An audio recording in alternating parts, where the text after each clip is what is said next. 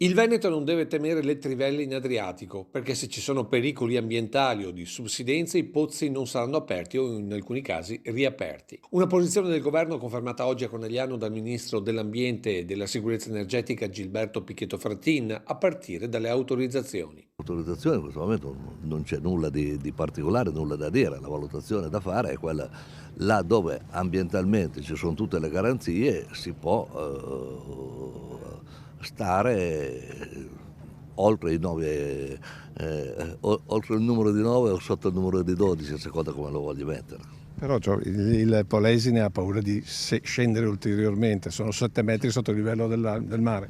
Certamente devono esserci tutte le garanzie e non deve esserci una condizione di subsidenza. Ministro presente all'evento del riuso organizzato a Savno, l'azienda pubblico-privata della Marca che gestisce i rifiuti della Sinistra Piave e che sta investendo sul fotovoltaico e sulle comunità energetiche. E qui ci sono tutte le comunità energetiche che noi abbiamo pensato a livello progettuale. In brevissimo tempo ci sarà il decreto con l'istruzione, con le modalità.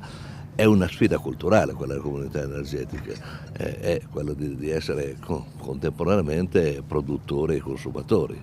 Quindi confidiamo molto, investiamo anche molto, perché vorrei dire sulle comunità energetiche noi investiamo 5 miliardi e 700 milioni. Energia che comunque non potrà sostituire, secondo il ministro, il nucleare. Il futuro però non può che essere un nucleare sicuro, io dico quello piccolo, e naturalmente però tutto questo va verificato prima.